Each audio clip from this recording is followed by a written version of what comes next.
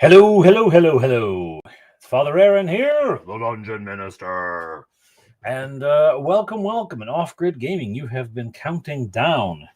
You have been counting down. God bless you. Good to see you. Um, I also share Shadow's hope that he can make it here. Whoa, good heaven. Ooh, feedback loop.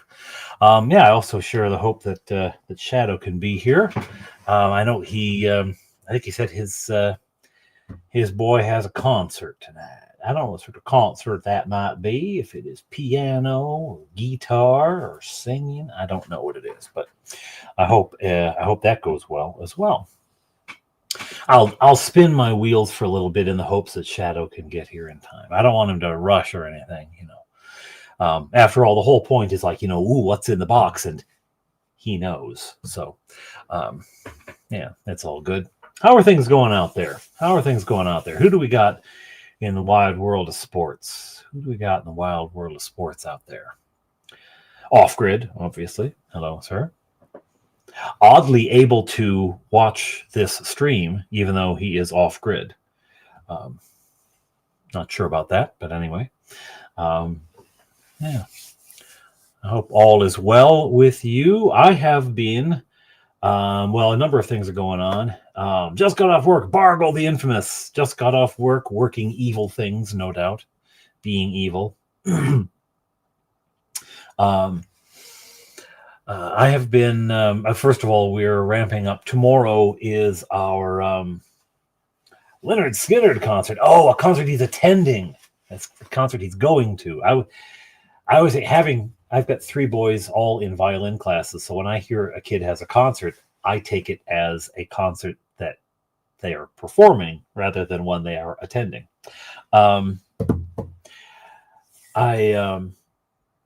Tomorrow is our parish is the setup day. Tomorrow's Friday is the setup day for our parish's annual Christmas bazaar, right?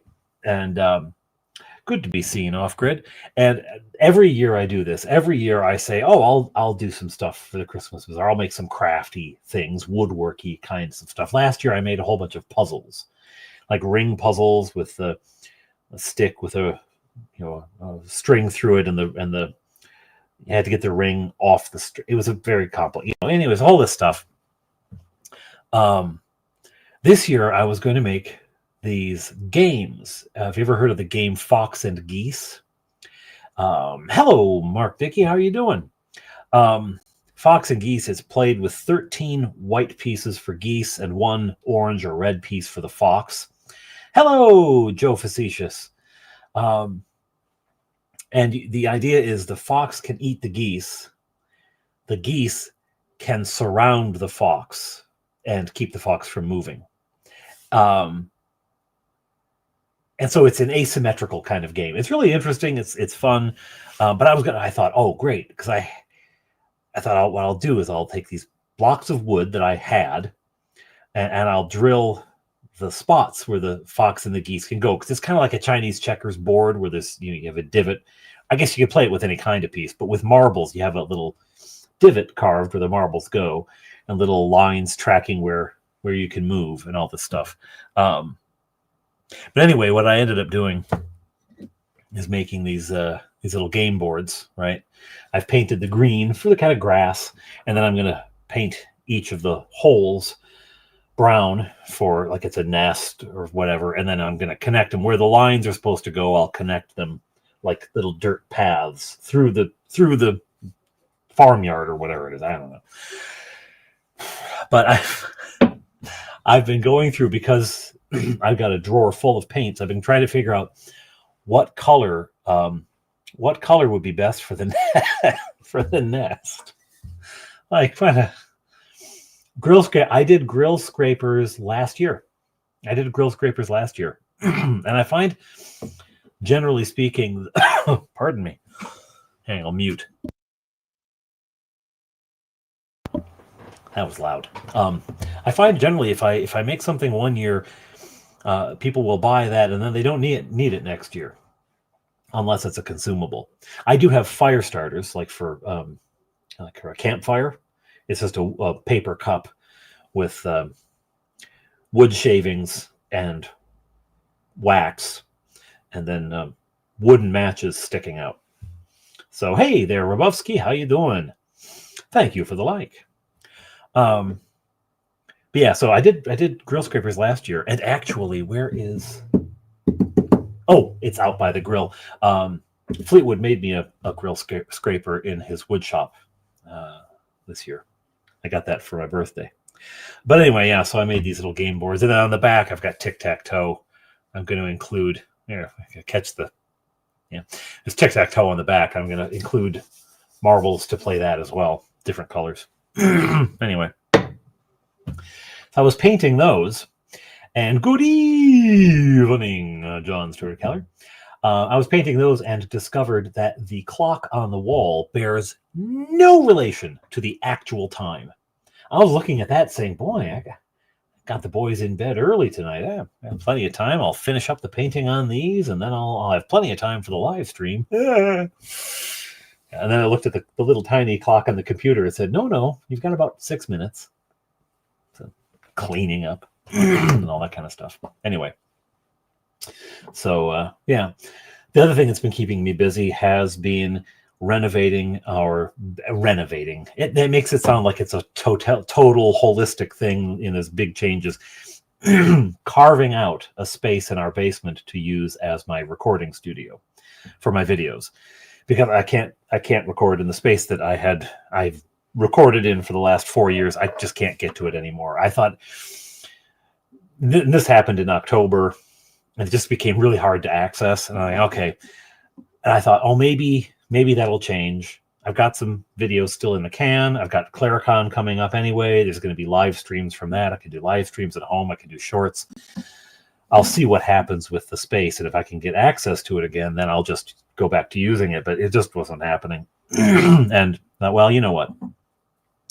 It would be nice to have a space that's mine anyhow, because I've been recording in the basement of the church house. That used to be the rectory where the priest lived, but it isn't anymore. And so there's all sorts of different uses happening in that building. Like at any given time, all 3 floors, the basement, the ground floor, and the second floor are all in use by different groups. So I thought, well, okay, I can't access it anymore. So I decided I'm going to start making a studio here in our basement. I looked at various places. I thought I could record here, but if you've watched many live streams, oh, God bless you. Thank you very much. Thank you, Robovsky. God bless you. Thank you. Thank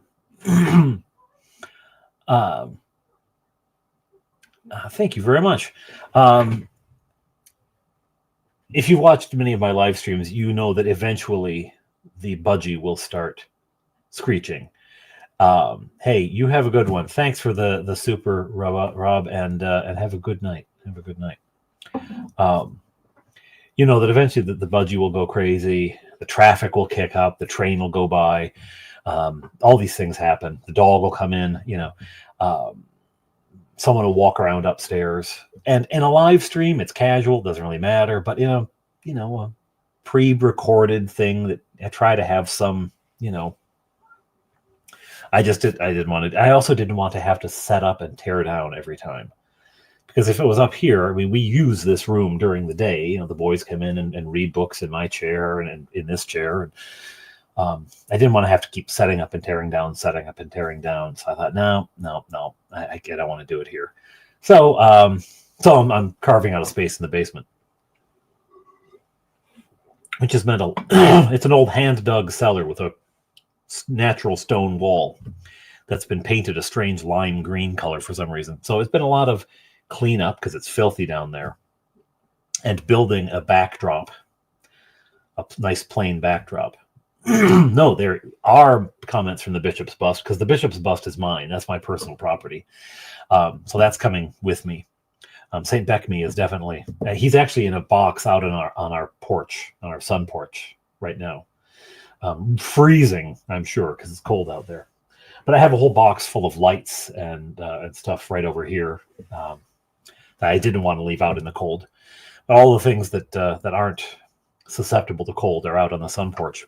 Anyway, the thing is with the Bishop, the other problem with this,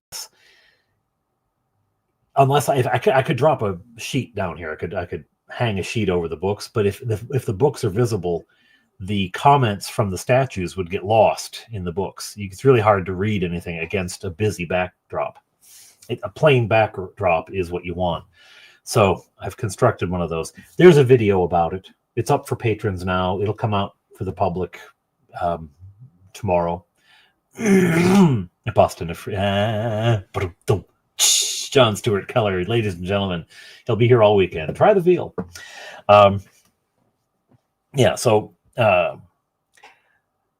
In terms of a backdrop, you need something nice and plain. So that's why I didn't just stay with the rough. If the walls had been natural stone, unpainted, I probably would have gone with it.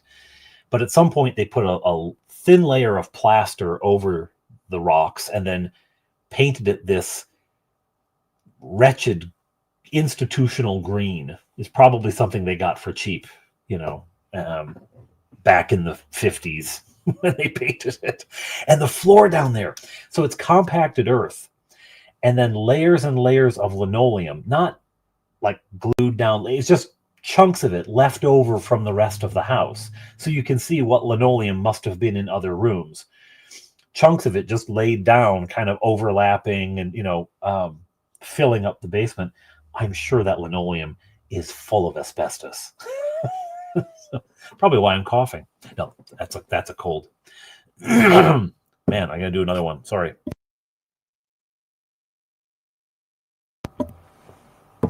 I got a message today that the nursing home that I do every week, I've got a visit to a nursing home, and I got a message today that this week's, which would be tomorrow, it's a Friday one, that they have an outbreak of the norovirus. So it's canceled, and I think it's probably good because I'm coughing like crazy. They probably don't want to see me at a nursing home anyway. So there it is. So I've been doing that. I did. I said I put together a video of that process up to how far I've gotten, and that's going to come out soon. And I've recorded for another short today, but there's just so much going on. I haven't been able to edit it yet, even though they don't take long to edit. I haven't gotten it done yet. Anyway, excuses. Cork. Well, see, that would be a nice flooring. It would have a little bit of bounce, and muffle sound nicely. Be soft on the tread. You wouldn't. It'd be easy if you had to stand there for a long time. That'd be kind of nice. Of course, if you dropped a fork, boing, a fork. Put the cork on the fork. Why is the cork on the fork? Honk. If you know the movie, you know. Sun porch in Canada, you can use it 2 months a year. Now, Road March, you know better than that. It's actually quite lovely in Canada from like May through October. Really quite nice. And because it's an east-facing porch, so once the sun comes up, it's heating that up. So by 11 o'clock, it's nice and toasty out there in May, October. The month you can't use it is July. Oh, that's awful. Anyway, so on the subject of what we're actually here to do, I will quickly flash it so the address doesn't show, because I don't think he wants everyone knowing where he lives. California, that's enough for you people, you know. Well, there you go. I got this box from Shadow and Sun. And what's in the box? The Shadow and Sun know. I don't. It came very much out of left field. I didn't expect it. But here it is. And so the main business tonight is going to be to open this and find out what is in the box. What is in the box? Oh, okay. Off-Grid's got somewhere to be. Cork floor might help with surprise checks too, let alone move silently. Well, yes, see, there you go. The problem is the enemy would also have the capacity to move silently and surprise. So, you take the good, you take the bad, you take the both, and there you have the facts of Cork. Do you know the movie I'm referring to? Why is the cork on the fork? The cork is on the fork so he doesn't hurt himself. Right? Hi, you Death Angel Shadow. How you doing? How you doing? Is there a significance to the 1722 in your name? And Robert Phillips to the 3845. It's an unboxing. It's an unboxing. I get in a ring and I don't punch people. And Road March, too. You've got numbers. And John Stewart Keller. A lot of you have numbers here. Is this just somebody else had your name and you had to throw numbers on, or is there a significance to the numbers? Whenever I have a password, a website makes you make a password and it has to have so many characters and it has to have capital letters, it has to have numbers and punctuation marks and all this kind of stuff. I'm always, the number is always somehow significant, which I know you're not supposed to do because then people can guess your password. But there you got it, Road. Ready for the weekend, though? Normally I'd hear you. Normally I'd hear you on that, except again, it's our this weekend is our parish bazaar, so Saturday is going to be Madhouse. Dirty Rotten Scoundrels, Mighty Yorick, Mighty Eric. Sorry, my glasses are dirty. The system put it there. Okay, so it was randomly assigned to you. Gotcha. Oh, well, there you go. All right. Jackie's at a concert, so he's got better stuff to do tonight. But I'm going to open this. They can, as I said, they do know what's in it. It's always nice if the giver is online when we do an opening. But you know what? That's okay. That's okay. So I'm making a couple slices here. This, I know what kind of box this is. I think it's, but I don't think that's what's in it this time. I think it's a Next Level Miniatures box, actually. I think. But that's not what's in here. I can tell. And I can tell because it's clearly on its second or third use. Because it's a good box. At least I'm pretty sure it's not what's in here. I think he would have just told me if it was it. Okay. Oh. Well, Shadow, if you're watching this, afterward, you have an excellent brand of tape. Okay, I'll give you that. Okay, put that up. I got a package from Battle and Barrow. Sent a package. It was this and a number of other things. Really beautiful terrain he sent. In a package, and it looked like someone in London had done the Ace Ventura all the way across the Atlantic. They put it on a ship and he just kicked it back and forth on the deck until it got to Canada. But the inside, but it was he taped it up and padded it. So despite the fact that the box looked like it had been punted from the UK to Canada, the contents were in perfect shape. It was just Road March 036. YouTube put on the last number for some odd reason. Well, there you go. YouTube's just randomly assigning numbers to people. I don't know. Well, what do I get? I suppose when I do it, because it's my live stream, it won't add anything onto it at all. Let me just find out. No, I just get the Dungeon Minister. Okay. Oh.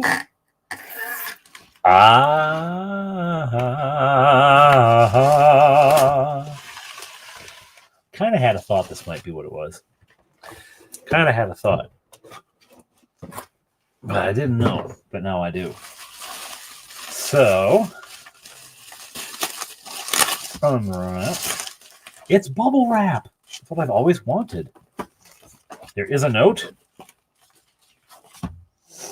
Merry Christmas from Shadow and Sun. We hope these help you and your boys in all your arts and crafting this new year. Fine, Shadow and Sun. A lovely note. Yeah, Dungeon Minister's in the chat. Oh, that guy's a jerk. I hate him. Anyway, yes, so lovely little note from Shadow and Sun. And what it is...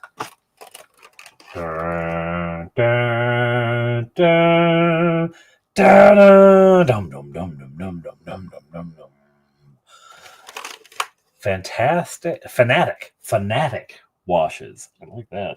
Fanatic washes. I'm going to open this up and get a peek at these inside. I am, let's say, infamous for, perhaps,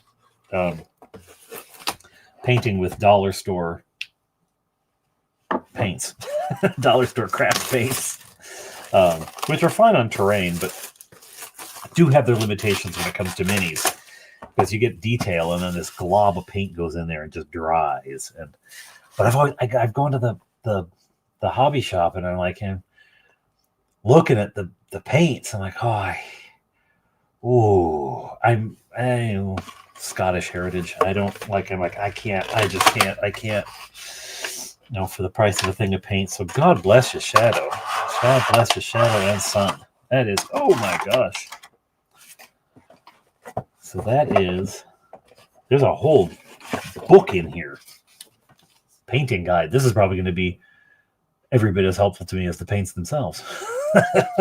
Army painter, spray paint dip done. Spray paint dip done. Cool. Well, look at that happy couple painting minis together. It never happens. That never happens. Look at them. They're so happy. Good stuff. One coat and done. There you go. Good stuff. Anyone who has bought Army Painter paints probably already has this booklet, so you already know what's in it. But how to use a colored primer. Oh, little orcs. Cool. And then a tray of a whole bunch of paint. Cool. That's awesome. The only drawback on this, of course, is I'm going to use this, and then it will be discovered it wasn't the paint. It's just me. It's not the paint. It's just the lack of talent. Strong skin shade, purple tone. We got dark blue tone. Yeah. Stay up there. We got military shade. That's when the military's throwing shade on you, you know. We got dark red tone. We got sepia tone. Light tone. Soft tone. Strong tone. I want this last one to be bones, would be bone tone. Dark tone. So there you go. We have the tones. Did at some point feel like a Motown band or something. All the paints fall. Thankfully, just one of them and not far. Thankfully, also, it didn't land on the keyboard and type something weird as it fell. So that is very awesome. Thank you very, very much. Thank you, I just saw the word angel. As I say, angel and sun. Shadow will be the first to say he's no angel, but he's a saint. Thank you very much, Shadow. Thank you very much, Sun. Jackie, thank you. That's very kind of you. So I will, my next painting, I've got one project that's kind of in progress. I don't know if switching paint types halfway through will work, but the next painting project I will do with these new paints. And I'll see what monotone, soft tone, strong tone, dark tone, monotone. The next painting project, though, I will utilize these paints. I'll make sure it's something that falls in the right color range, and we'll see how I get on with these after having read the guide, because honestly, it feels to me like I'm going to need to. I feel a little bit like someone who has learned how to drive an automatic, transmission, being given the keys to a jumbo jet or a fighter jet. I feel a little like I'm going to mess it up. But I will certainly give these a stab, and the boys as well. That is very cool. That is very cool. Thank you again. Thank you. Yeah, my next mini project. I'll get into that.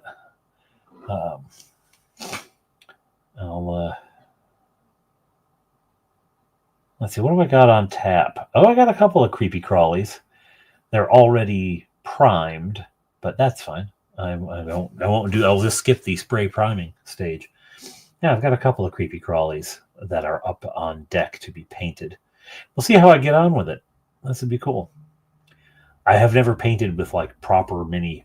I didn't paint back in the day. I didn't paint my minis back in the day, and so I've only started, 4 years ago when I started this channel, this hobby, 4 or 5 years ago now, and yeah, it's been all craft paint all the time. So this would be nice to try, the real stuff. Now these are washes, actually. I was noticing these are washes. So this is actually for afterward. Okay, that helps. That helps. So I can use one of these washes on the mini that I've got in process. Let's see. These are the bags for the games. It's in here. I still like to keep things hidden, even though I think that Fleetwood is subscribed to my channel, and I think he sees when I paint minis online. I think he watches those, so he probably already knows.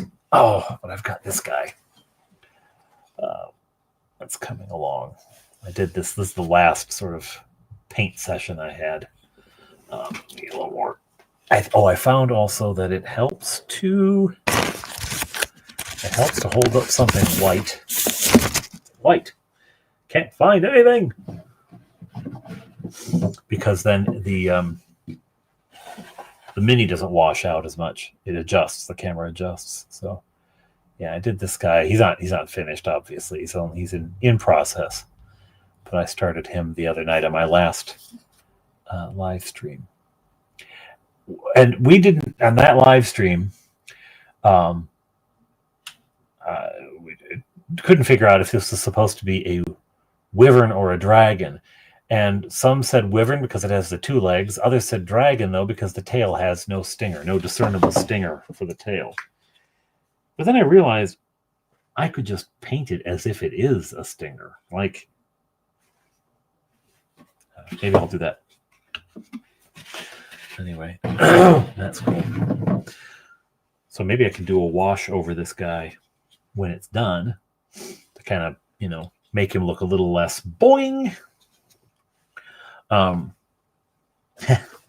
just pulled this out.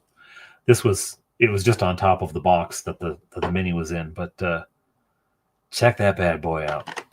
1978, I want to say. Yeah, 78. And it's complete. I'm an only child, so I haven't lost a single card. Hello, Dungeon Matron. How you doing? Well, I'll show you what Shadow sent. A set of Army Painter washes.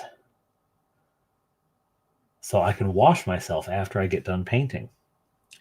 Shadow, I tried to wash the paint off my hands with that wash you gave me, and it didn't work. It just made it worse. Yeah, very lovely box of Fanatic washes. Apparently Fanatic. I don't know what's Fanatic about them, but it's 10 washes, which is pretty fantastic. Yeah. So anyway, yeah, that's what that was. What was in the box, and now I'm just sort of show and telling like things that are around my desk. My Recall game from 1978 when I was 6. Anyway, but I do have all the pieces, which impresses even me. Go in there. What, like closing in on 50 years later? No. Closing in on 60 years. Good evening, Nordic Maelstrom. It is cold. It is. This is just your kind of weather. It is Nordic, and then it's a maelstrom out there. It's cold. I took the dog out earlier, and normally he tries to pull me, like it was just going out to the backyard to do business. Generally, he tries to pull me along for a walk. But this time he pulled me right for the door. Like, no, let's go back inside now. Let's go back in. Although later we went out and we got out the door. I didn't notice it, but he locked on right away. And it's like, oh, he's locked onto something. What is it? And there's a rabbit in the backyard. So he goes tearing off. I mean, you've got him on the leash, but he's pulling me along, chases the rabbit across the yard. The rabbit tries a couple times, like, oh, I'll just run 20 feet and stop. The dog won't follow. Oh, yeah. Right on him. And then the rabbit runs into a corner in our yard. And I don't know, rabbits keep doing this. They go back there like they can get through, but they can't because there's this chicken wire along the bottom of the fence because we used to have our garden in that corner, and you don't want, rabbits getting at the lettuce and stuff. So he runs in there behind the compost bin, and Magoo's right after it. And just as he gets to the thing, the rabbit has figured out he can't get out that way and bursts out. And it's the closest our dog has ever come to a rabbit, like 2 feet, between Jaws and Bunny. And but the rabbit takes off. And then again, kind of just hangs out in our yard. Like, oh, he'll give up now. After the rabbit again finally runs under a gap in the fence and into the neighbor's yard. And the dog's just, oh, come back here. I want rabbit for dinner. So it was fun. I wash with off-color humor, but they wear thinner. Oh, good heavens. That was a brush with punnery that I don't want to repeat. I actually prefer 40 to 50 with rain over cold and snow. Ideal is 55 to 65. Yeah, well, yeah. I prefer inside. That's what I like. But yeah, so we've been preparing for this bazaar, and hey, General Nut, I'm having a pretty good. No need to bristle. Oh, that's painful. I got Army Painter washes from Shadow and Son, so I'm having a wonderful evening. I am indeed. Focus, sepia tone. Yeah. So I am having a wonderful evening. Thank you very much. I hope you are too, sir.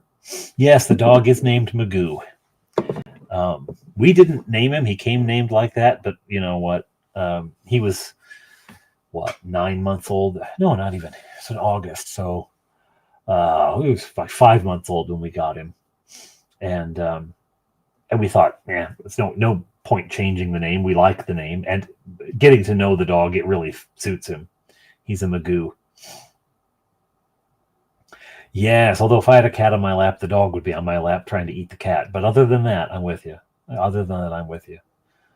I always thought I was a cat person, and I always was a cat person, and I still like cats. But yeah, don't tell anyone, but I've taken to the dog. I try to pretend I'm just tolerating the dog, but I actually like the dog a lot. It ruins my, tough guy image, but I dig the dog. He's kind of cool. Although we're having to be stern with him because the other day he nipped somebody. Now, fortunately, she was wearing the kind of winter mittens that, a truck could roll over her hand and she wouldn't notice. So she didn't get hurt or anything. But yeah, he's never done that ever before. We've always been able to say he's excited, but he's very friendly. And he's always been very friendly, except with this one person and her dog. He's met her before and was perfectly friendly months ago. But as soon as he saw her dog, he had a hate on for that dog that I cannot explain. And he'll do this. Like some people, he'll just bark his head off like he wants to go kill them. And then other people, he just wants to go and lick them and be their friends. And there's no rhyme or reason. We can't kind of identify, it's, big, tall people he doesn't like and short people he does, or short people he doesn't like and big, tall people. Carnies, small hands. No, something like that. It's just random. And this woman is so friendly. And she's a dog person, though. So luckily, she knew how to react to it. And she gave some advice on training him, actually.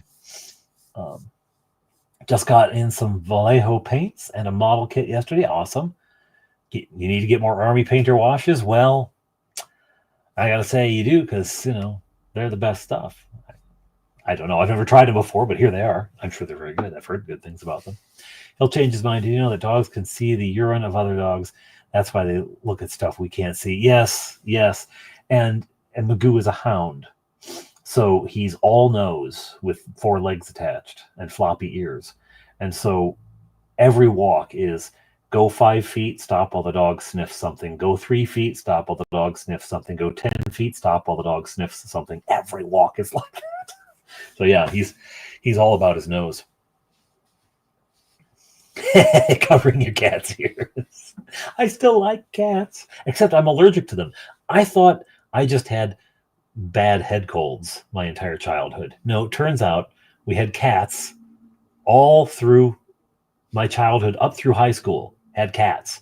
Always had a stuffy nose. It was the cat. So, anyway, RPG questions. Question away. Yeah. Speaking of seeing urine, I know.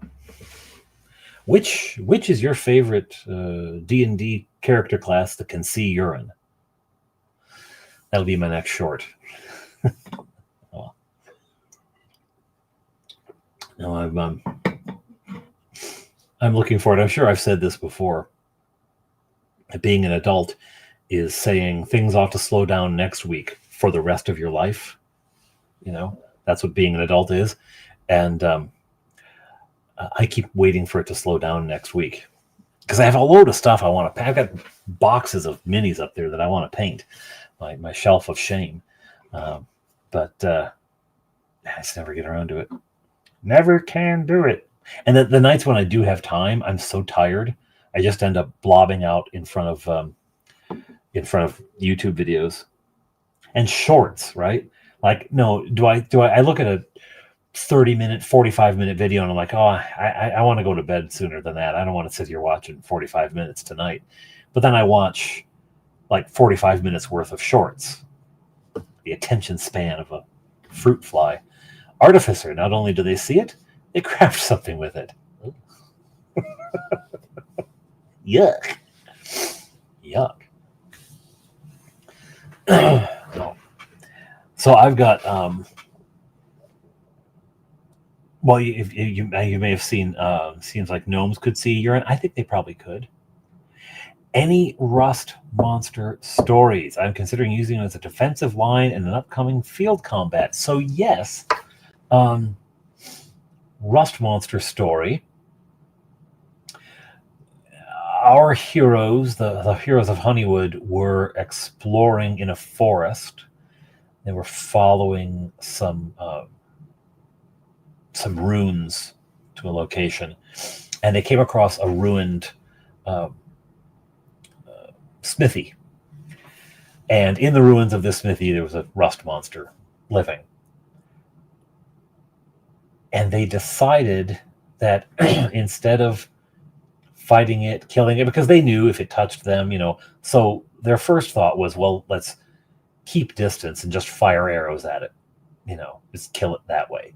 Never let it get close. Always keep 50 feet, it can't throw rust power at us. And it's not that fast, right? But they decided instead that they would put it to sleep. They'd sleep the thing. And then as they were leaving, they didn't have a sleep spell.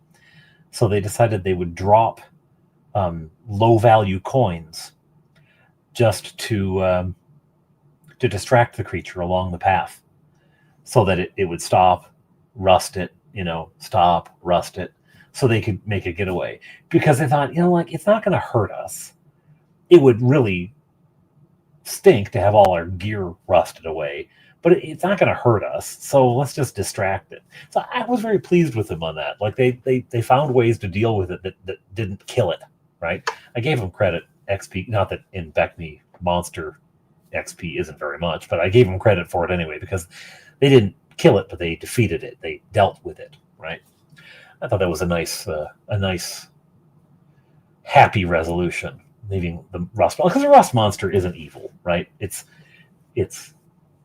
a mess. You don't want to deal with it. It causes trouble, but it's not evil. It's just doing what it does, right? So I thought that was kind of nice. That's my best rust monster story. The other rust monster story that I can think of, and now I can't remember exactly how it worked, comes from Tale of the Manticore, Season 2. There's something about rust monsters getting loose among the city guards, the soldiers. Yeah, Nordic. I mean, I do like that. That it's not, you don't have to kill things to, I guess that's also an attraction to the milestone XP. Like and I have done something akin to milestone. If I run like 3 sessions of adventure that are there's very little combat, there's no treasure. I still want to reward good role play. I want to reward when they do something interesting, when they do something clever, like get around a rust monster without killing it.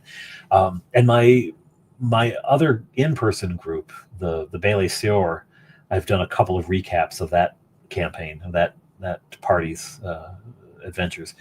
They're kind of broader strokes because we've been playing for a long time, and I've only done two recaps, which covered years of play, months of play at least.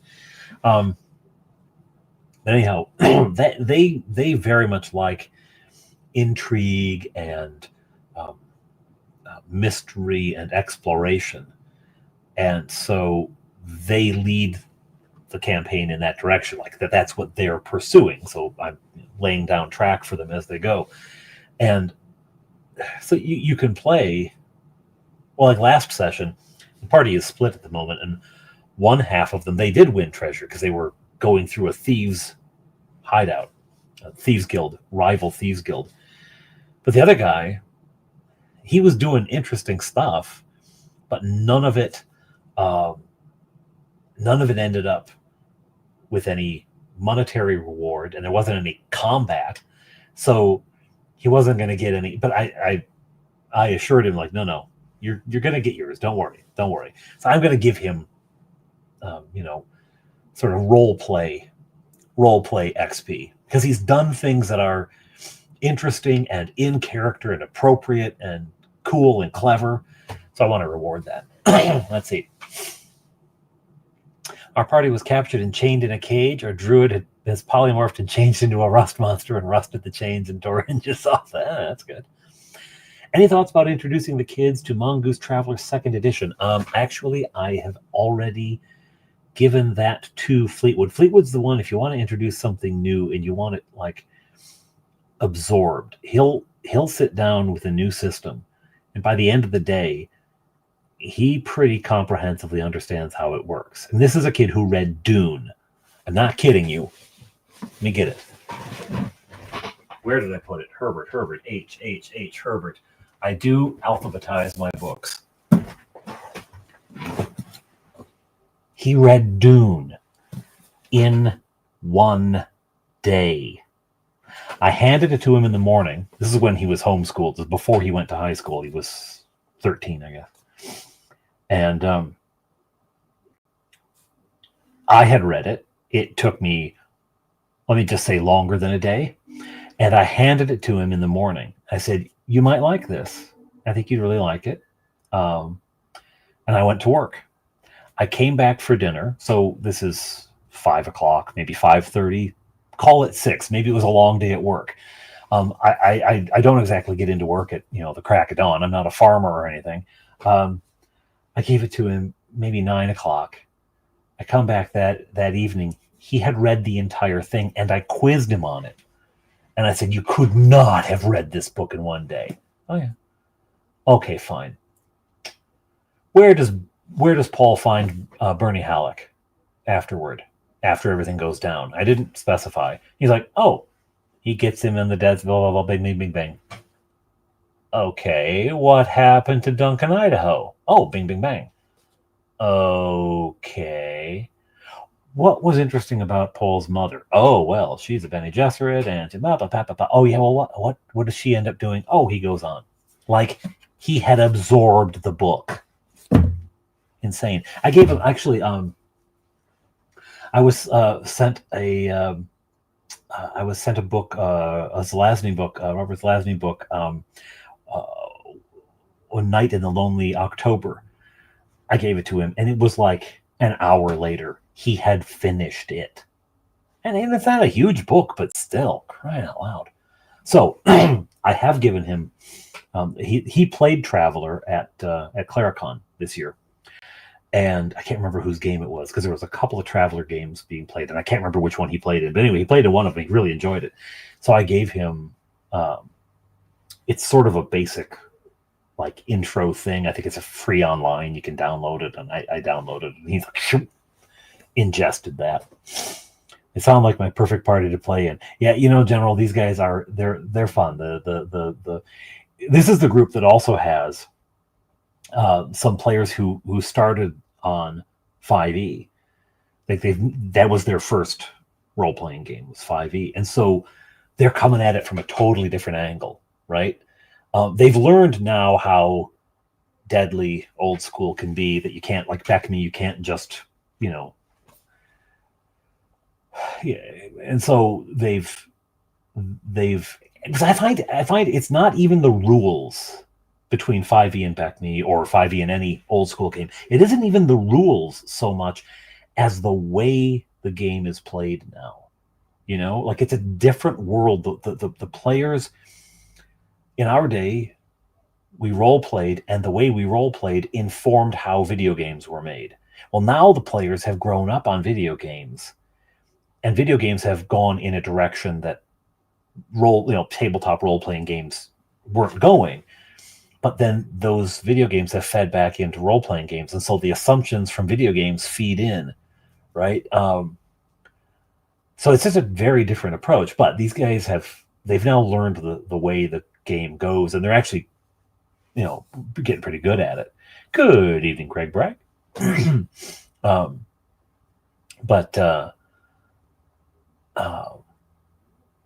Yeah, he. Where was I going with this? Yeah, so it's a fun group. It is a fun group. The chicken coop is disturbed. Oh, dear heavens, off grid, go, go, go. You got a weasel. You got a weasel or a fox or something, and that's about it for the chickens. Traveler is an excellent game. I have never played. I've heard it is a lot of fun. Fleetwood described what he had played, and it sounded really cool. Yeah, it's not an easy read. Traveler, nice, yes. I've never played Traveler. I'm with you, Dungeon Matron. I've never played it, but I've heard good things. The games are completely night and day, to say it lightly, between BECMI. Yeah, they are. It isn't even like you can see that this game developed into this game.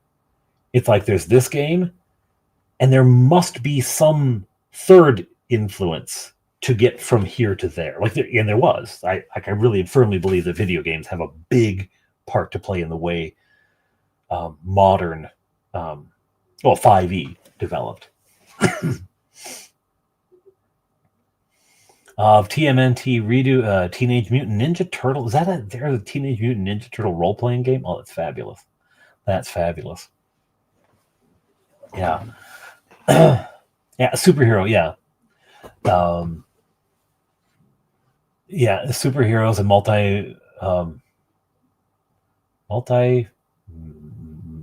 maybe the online MMOs. What is MMOs? Massive multiplayer onlines. Yeah. And it really is a sea change. So if you tried to trace, old school, OD&D, AD&D, basic BECMI, all those kinds of things, and you try to trace a line, you'd get to somewhere. And I've only played 3.5 in terms of the middle ground there. I've played 3.5, and I found it really overloaded with rules. Like, there were so many things to keep track of, and buffs. Buffs was something new. Now, technically, something that you would call a buff is present in BACME, like the Cleric's Bless spell, or a protection from evil 15-foot radius could be considered a buff in a way.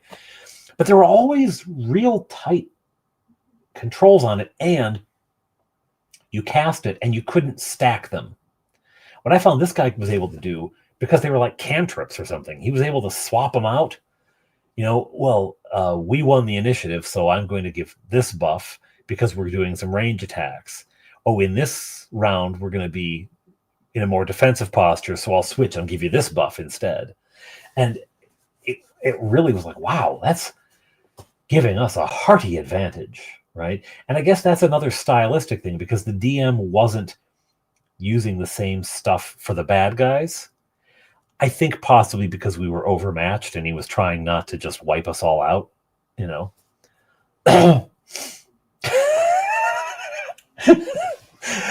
Hey, Delver, how you all? Thank you very much, Bill. That's very kind of you. Yeah, I'm going to make a short about this live stream. Did you know, in December of 1925, Dungeon Minister unboxed a gift from Shadowlands?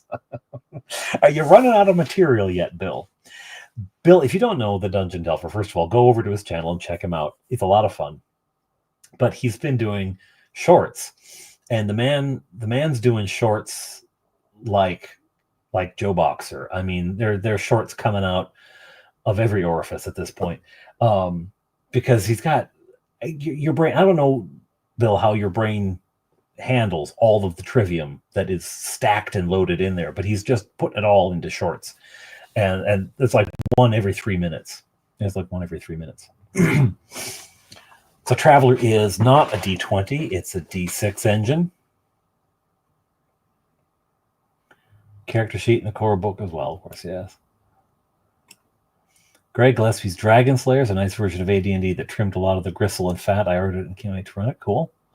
It's too cold for shorts. Well, down in Florida, where the Delver delves, weaponized autism. Oh, bless you. They're good shorts. They're informative. They're entertaining. They're well edited. So, hey, you're editing. I didn't even think to tease you about that. You're editing now. Look at that. We got you editing. All it took was shorts. I've got another short in the can, but I didn't have time to edit it today. I got it recorded and then hit the ground running and haven't stopped since. But, yeah. Cool.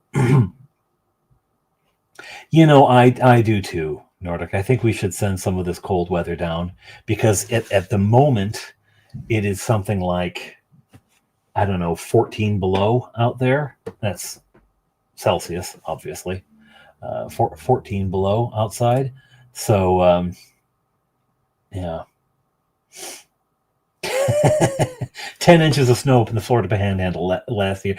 Yeah, but the thing is, with 10 inches of snow in the Florida Panhandle, it's like there for 20 minutes, maybe a day. And then, the moment with the wind chill, it's 14 degrees, 14 below, you mean, Nordic, right? Or are you using Fahrenheit? I don't know.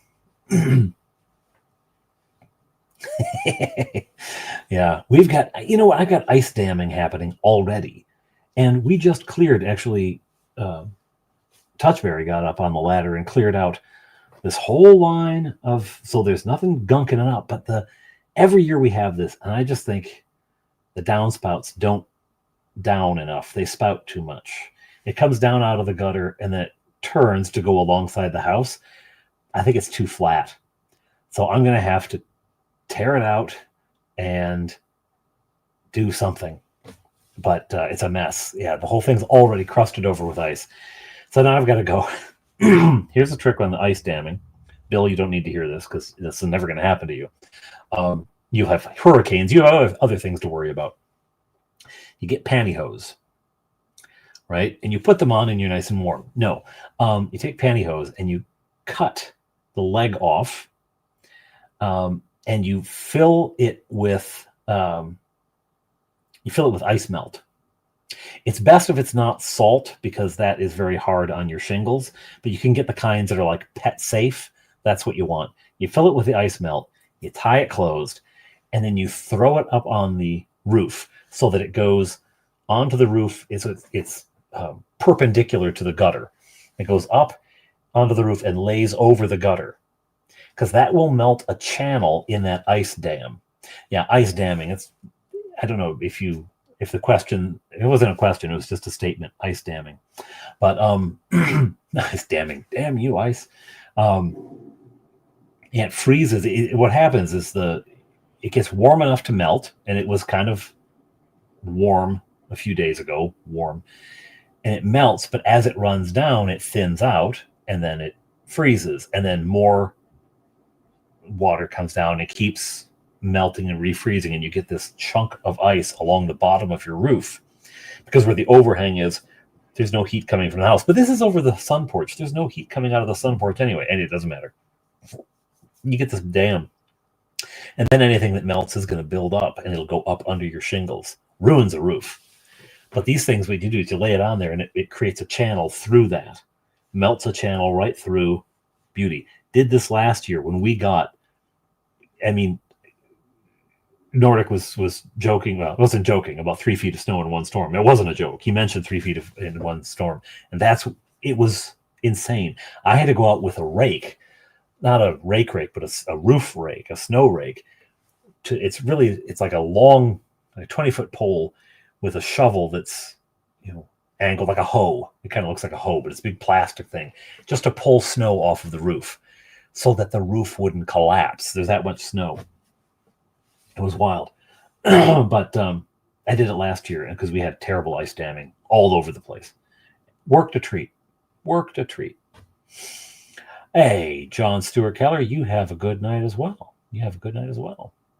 Electric melting wires up there. After this experience, I'm going to look at it. Although I'm hoping we get this later this week. There's a day that looks a little warmer. I'm going to go out there. Now, the ice won't melt in one day, but I'm going to go out there and hopefully at least be able to take off the current gutter. And I'm just going to drop the thing straight down from the gutter. I'm not going to bother going into the house, to tuck it along the house for purdy. I just want to get the water off the roof, right? Take it straight down and see how that works. But I am going to do the pantyhose thing. But it means the embarrassing situation of a priest walking into the Giant Tiger to buy some cheap pantyhose. It's embarrassing. I'd order them on Amazon, but what would that do to the algorithm? I don't want to think about it. Yeah. In case, I think a couple people came in a bit later. This is what Shadow sent me. I'll show you the box. I took them out of the box, but I'll show you the box because that's easier. Yeah. Fanatic Washes paint set from Army Painter. Cool. So I'm gonna be able to wash my minis now. Eaves, troughs, gutters. Yeah.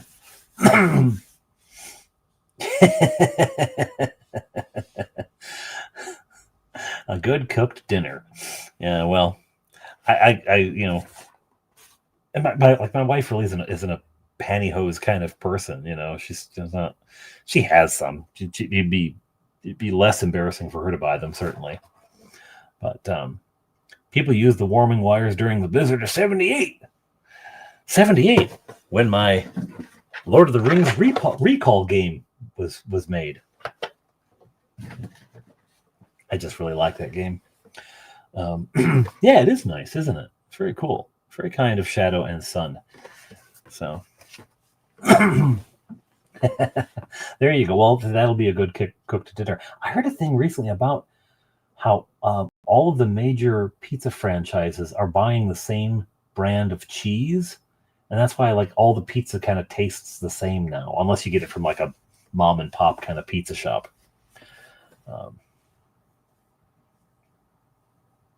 Moving to Oregon. Oh no, Oregon.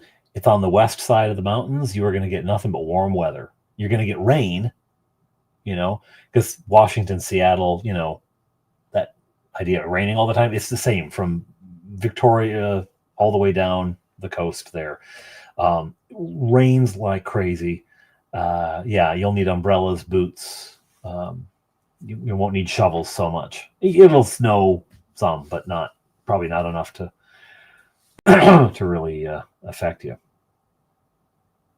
A Blizzard of 78 is sort of kind of why a certain AD module has a certain town name in it. Okay, there's another shortcoming. Spill the short, Bill. Spill the short. Well, yes, it's lovely to listen to, and you don't have to shovel it afterward. That's the great thing about the rain. As long as your basement is nice and sound, and you've got a good roof, give me rain any day. Al Hammack named the town in A3 Sutterham, which means South Home, because you want to be in the South. I think I saw that in one of your shorts, or you mentioned it in a live stream at some point.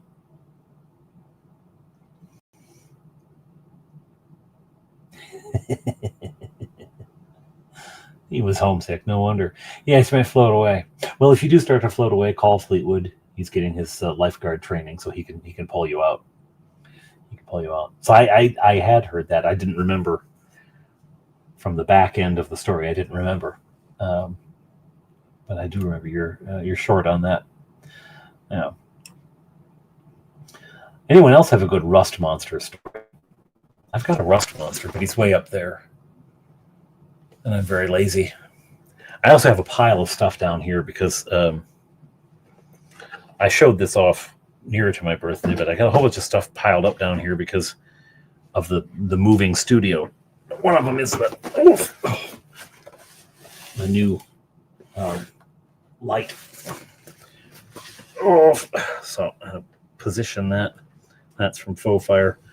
Position that down in the basement once I got it all finished. The last big thing I have to do is the table. I have the boards cut for the table. The tabletop is ready to go. I'm trying to decide whether or not I actually want to glue them together properly, like a proper tabletop. And I don't have to. I'm not really using this table for anything other than holding statues, but it might be nice. A couple of them have cracks through that I need to glue anyway. For me, no, Nordic, I do not. I actually, I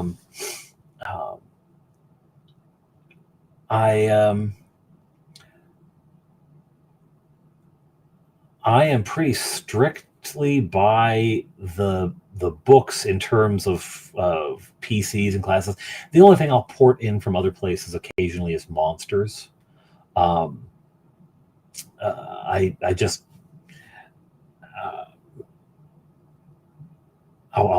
shop things in from modules. I never got into the Gazetteers, and I never actually played in Mystara. I know it's like the default BECMI world, but I never played in Mystara. It was always, the resources are all there in the books, and the expert guide has maps of Karamikos. And is it Karamikos? I know that's the duchy, but is that the one that's in expert? You can tell I never used it. I mean, it has the threshold, the city that you're supposed to be in. I saw all that stuff, and I thought, well, that's kind of neat. Nope. I just went with my own thing the whole time. I've always homebrewed. So I never got into the Gazetteers because it was describing a world that I wasn't using. And I could have mined it for resources and ported it over to my own world. But I just did my own thing. Back when I was gaming in high school, it was pretty bland, pretty blah, the world, right? The adventures would be less, but like as a world, it was pretty, there was no intrigue, there were no fighting kingdoms. I wanted everything tidy and safe and nice, because so much of my childhood was not. So I wanted everything tidy and safe and nice. So I never really did any turmoil or anything like that, or intrigue. So I never got into the Gazetteers at all. Building a table. Oh, what will I be painting this Wednesday? I don't know yet, Dungeon Master. I have some larger things, which, I've got a couple of, I know it's silly kind of to say, but big minis. I've got this guy, maybe him, and I've got I obviously won't get them done. This guy. Maybe these. I don't know. I don't know. We shall see. We shall see. Ow. Yeah, Duchy of Keramikos.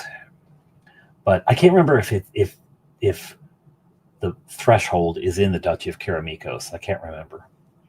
Building a table, I actually built myself a 6x4 foot gaming table with casters. Cool, so you can move it around. Cool. Yeah, this one is just going to be, it's 4 feet by 20 inches because I don't have much room down there. It's not, it's going to be like a TV studio where if you go to visit the set, you realize how small everything actually is. And it looks big on TV because honestly, I built a wall, and where I'm thinking the camera is going to be positioned, it will just cover what the camera covers. Any further back, and you'd see that it's just a chunk of paneling. It's not a fully paneled wall. It is in Keramikos. Okay, so thresholds at Keramikos. Yeah. So I saw that in the book, but I never set anything there. I never used what was there. And when I had modules, but I don't think I ever ran a module as it was, other than the endless staircase, the endless stairs. So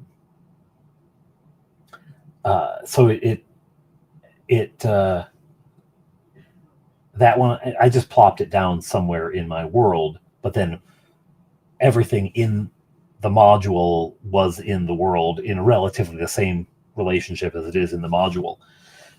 Otherwise, I just pull out that castle and put it wherever I wanted to put it, kind of thing. I didn't worry about the setting so much. Using particle boards on a 6-foot folding table. Getting tired with the boards not sitting flush, yes. So I watched videos on how to do it, basic carpentry, and had at it. Cool. Yeah. It's not hard, really. I mean, fine furniture, like our grandparents ate dinner at, tables like that, they take skill, and but they take a lot of skill. I'll say a lot of skill. But something that's functional and stable and relatively clean looking. Yeah. Considered buying a used pool table and convert it to a gaming table. I don't know, seating would be a problem. It probably would, I gotta say. But Giggle Snort Hotel. You know what, Dungeon Matron, you might be able to do. This would take a lot of doing, though. You're not going to need all the innards of the pool table. Part of what occupies all that space underneath is all of the mechanisms for getting the balls from the pockets back down to the little. You could take all that out, or just get one of those tables that just has nets, mesh bags in the holes, right? And then you don't have all that mechanism underneath, and it can be a lot narrower. You can cut a lot of that away. Yeah. Building plan and measure twice and cut once. I'm surprised how nice it turned out because I never built anything before that. Well, there you go. There you go. You found yourself a new hobby. I tell you what, if you build tables for me, then I'll cook you a dinner. Except I have nowhere to put any more tables after the one I make. This house is pretty well full. We had the contortions we've gone through to get a Christmas tree in here. I mean, we've got 5 people living in this house, right? So there's a lot of stuff. It's just inevitable. There's a lot of stuff. Platforms on dowels, each cut 2.5 feet high, or 2.5 inches high. So we're gonna have 2 tiers on the table at the same time. Oh, you mean like be able to? Oh, we're gonna go down a level in the dungeon. Okay, and just pull that off, and it's already set up. That would be cool. Not a bad skill to possess at all.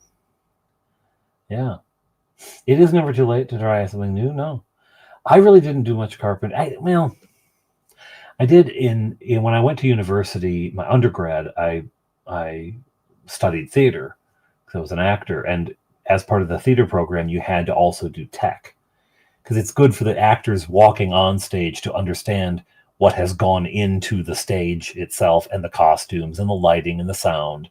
It's, it certainly makes Tech Week more pleasant if the actors aren't out there being divas about the set. Well, can't you just put a platform here? So I did a lot of carpentry then, and I actually worked over a summer as a carpenter for the theater, building sets and stuff like that. That's a different kind of building. It still has to be like people still have to be walking around on top of it, so it has to be safe. But yeah, that would be cool. That'd be cool, Delver. My boss was a carpenter. Yes, as a former mentor of mine said, "Don't get into a foot race with Jesus. He always wins." You made a birdhouse once? Lovely. I was just talking to someone today. It's a family at the church, and they had their little kid there, and he's got snow pants on, and he's like one, and change. He's like, what would he be now? 18 months.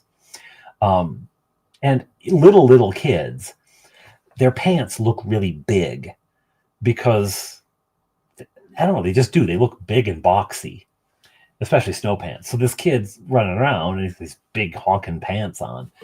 And I was showing the mom a picture of Fleetwood when he was about the same age, 1.5. And it's his big boxy pants on. But he was sitting there with a birdhouse that I had made with him holding things. And, you pound in this nail, whack, whack, whack, whack, whack, whack, I'll finish, But anyway, he was sitting at a little kid's table we had, and he was admiring the birdhouse. And it's the sweetest thing. And then I come home and there's this man in the house. Well, actually, he wasn't here when I came home because he's helping out at their high school with the school play. He's stage manager. He's a stage manager, so he's taking after his mother in that rather than his father. But he didn't come home till like 6 o'clock or something. If you had a time machine, you consider going back in time and going to trade school for carpentry over university. I tell you, it's the internships which are hard to come by. They're hard to come by because a lot of tradespeople they're getting to the end of their career. They don't want to take on the bother of training somebody up. It's just or if they're early in the career, it's like, do I want to train my competition? I don't know, So there's, at least around here, there's been a lot of trouble getting. I was just listening to that, Joe Facetious. I was just listening to that song the other day. A little birdhouse in your soul. Yeah. Yeah, so the internships have been hard to come by. So that's been kind of like, But the provincial government's pushing hard on internships. I know because Fleetwood, who's very much university bound, comes home and he's like, all day long they're told, don't go to university, you'll ruin your life, you'll be in debt up to your eyeballs, go to a trade school, because when we were in school we were told, don't go into the trades, go to university education, you'll make more money, so they're trying to, the pendulum swinging the other way. It is addictive. Who is that again? It's not They Might Be Giants, is it? Not to put too fine a point on it. Yeah. Is it They Might Be Giants? I think it is. Anyway, doesn't matter. Okay, it is. Okay. I should know that I was a DJ on the campus radio station. And interestingly, as this was when I was in my late teens, early 20s, and absolute atheist, but my radio persona was the minister of music. And my friend, who I did a shift, it was our show together, he was, what was he? He was the deacon of something. I can't remember what the alliteration was, but he had a title too. And yeah.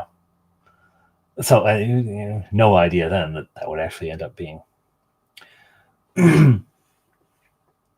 It depends on what he wants to study at university. Most of the majors are useless. Yeah, there's still underwater basket weaving 101. There's still a few that are much needed. His last last I surveyed him, that might be it, Joe Facetious. It might have been Deacon of Disco. Last I surveyed him, it was biomedical engineering, which I thought meant like, the kind of engineering that would lead to I Am Legend, but it's not. It's making machines for hospitals and stuff, designing machines for for medical use. So, which is less scary than Reverend of Rock. That would have been good too. But what we did, we went to the Universal Life Church. It was advertised in the back of Rolling Stone. It was like Joey on Friends. What he gets, you just send away and they ordain you, right? And so actually, I had to pastor of pop. Dear heavens, this was in the 90s. It'd be grunge and alternative. So if you can come up with something for grunge and alternative, you're a better man than I am. Gunga Din. Yeah, so we actually when approaching actual ordination, I had to send away to this Universal Life Church to say, please defrock me. So, because part of the application is, have you ever been ordained in another denomination? Right? Altar boy of alternative. Ooh, wow. You went around the block for that. No, as I say, it was the early 90s, and so we're talking about Ned's Atomic Dustbin, we're talking about Pearl Jam, we're talking about Red Hot Chili Peppers, we're talking about Nine Inch Nails. That was kind of our genre. That was our genre. Altar of Grunge. Oh my gosh. Black Sabbath really is. It's a funny thing is, all of this kind of anti-heavy metal, they're satanic and all this kind of stuff. No. Listen to those lyrics, or read them if the music itself is hard to listen to, because I can say I find some of it just an assault on the senses. Read the lyrics. No, these are really, really like profoundly faithful, not sort of surface level. Like so much sort of praise music is essentially, God, you're big, you're really, really big, you're so big, oh God, you're so big. I don't know if I'm listening to praise music or porn, so it's, but it like Black Sabbath, their lyrics are actually really, really grounded in serious faith that takes pain and suffering and shadow seriously. I don't mean Shadow of Shadow and Sons, although I'm sure Black Sabbath also would take Shadow and Son very seriously, because they're seriously cool guys. Yes, yeah, it's absolutely. Full fire is fun. I love full fire. So, well, that means it's 11:18, and I've been yapping on here for over an hour. I was hoping that would be in time that Shadow and Son could get back from whatever concert. But if they're watching a concert, they should stick with that. Cleric of Cacophony. There we go. This is what was in the box. So a big thank you to Shadow and Son for that. I and the boys will enjoy painting with it.